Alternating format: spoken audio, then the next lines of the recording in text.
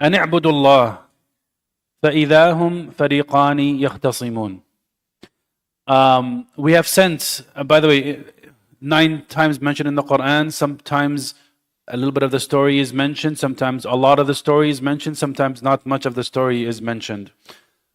We put it all together, and sometimes the whole da'wah of Salih is summarized in a couple of ayat. Anyone want to guess? And this one is a range, so you probably can guess it. How many years did Prophet Salih give da'wah to his people? Guess how long, how many years he was giving da'wah to his people? 100, okay? Yes? 200, mashallah, he's more generous, mashallah. What else? What else we got? Any other? Going once, 200, going once, going twice, it was sold. Anyone else? Okay. There's differences between 20 and 40 years. Okay, 20 to 40 years of da'wah. A lot of times, again, this is a repeated lesson in the stories of the prophets. The prophets aren't doing one halaqah, having one couple of discussions, and khalas, things finish. Because if you read the Quran, it seems like there was one conversation and then they were destroyed. No. Allah is summarizing years of conversations, years of discussions, years of debates, right? Into a couple of ayat. But this was ongoing da'wah. See, da'wah is not something you go, you have nice iced cappuccino, you give the guy da'wah for 30 minutes, and then you say, khalas habibi, you don't believe me, you're going to go to Jahannam. And, the bottom of Jahannam, akhi, is 30 minutes I give you of my life, Allah is going to give you eternity Jahannam, because so it's not as a quick, one-time meeting. We meet people one time and we say, khalas, these guys are cooked forever. There's no hope for it. No.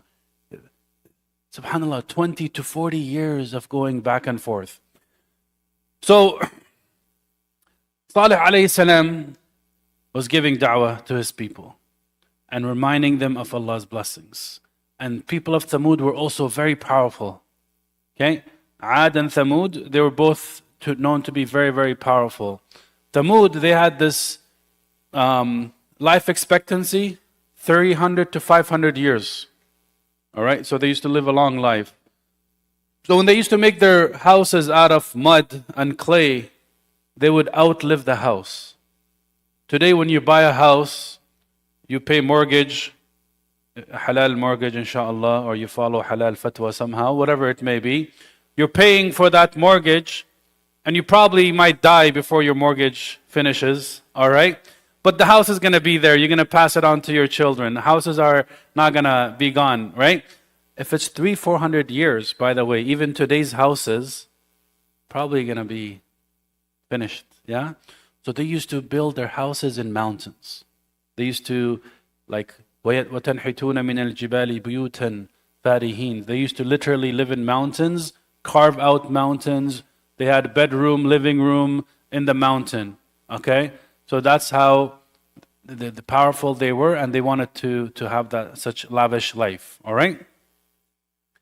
So what happens is, after many years of da'wah, some people following Salih alayhi salam, but majority are not. And one time, Salih alayhi salam, as they were talking to Salih alayhi salam, there was an ayah that's really interesting ayah, and we need to reflect on it. They said, قالوا يا صالح قد كنت فينا مرجوا قبل هذا. O Salih, we used to look up to you before this call of yours. Like, you're calling us to worship God, leave our forefathers, change our systems, change our laws. We used to look up to you to be one of our future leaders. The person who's going to keep our society and our way of life. Now you're going to go against our forefathers. The very important lesson to learn here. Very important. SubhanAllah, a lot of times people think they're going to go into politics join the Liberal Party, join the Conservative Party, join the NDP Party, join the whatever party, yeah? And they say, we're going to just be nice, and we're going to, be like them. And then later on, when we have enough established, credibility, street cred, then we're going to say, we are Muslim, we want a little bit Sharia, little bit, and then we're going to do a little bit more, and then we're going to be so smart, and then we're going to make change. Habibi, this is a ayah Allah teaches us, is how society operates. If you are going to take any leadership role in any society, you're going to represent that society's values and norms and laws and constitution. You're going to go against it no matter how much street cred you have, how much party cred you have, and how many parties you attended. The minute you go against the system is going to crush you. Systems are designed to protect themselves from internal change. You're going to change it you can't. People are going to call you out, yo bro, you're going to go against our party? You're going to go against our values? You can't. And so here, Salih alayhi salam wasn't trying to be cool or whatever. He was just looked up to as a person who might be future leader. But then when he went against the society and what they were standing for, they're like, yo, how could you do that? How could you go against what we stand for? Right? So as much as Salih was loved and respected and looked up to as a future leader, the minute he called to Allah, he became an enemy. Alright? And subhanAllah, guys, we know this from the Prophet ﷺ's life. He himself was seen as the Sadiq al-Amin. They loved him, honest, trustworthy. The minute he called against worshipping idols and worshipping Allah alone, they started calling him Sahir al-Kadhab, the magician, the liar, all sorts of things. Right? So, that's one thing there. Now, as he gives this da'wah, something really incredible, was perhaps one of the most incredible, I don't want to astaghfirullah, it's not one of the most incredible things ever. Miracles. It's truly a miracle that happens. The people are asking and challenging for a miracle. You claim to be a prophet of God, then prove it. Give us a miracle. And he was with the elites of the people of Tamud, of the tribe Tamud. What miracle do you want? Here is, here's Google Doc. Give me the exact description of the miracle you want. And they had the opportunity to choose anything. So they were mocking, thinking they were mocking. They said, we want this rock here. And they pointed to a huge rock in the mountain. We want a camel. And we want it to be a pregnant camel. And we want the camel to be this big. And we want it to have milk. And we want it to be this red color. So they gave all the descriptions.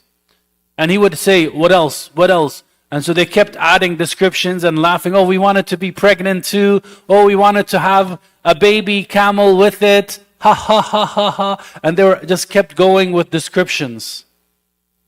And then he told them, okay, and if I give you everything you're asking for, you accept that this is from Allah? They looked around and they're like, yeah, if you do that, then that's a miracle. Yeah, we would believe you.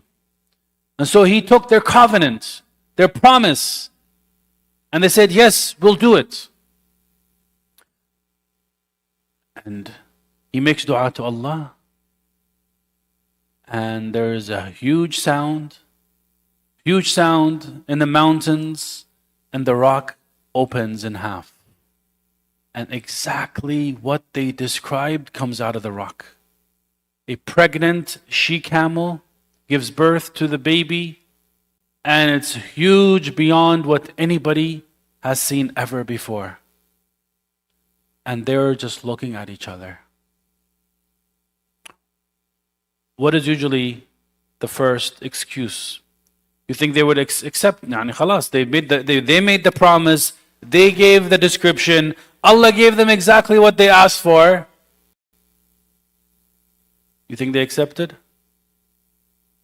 No. How could they reject? What was their excuse?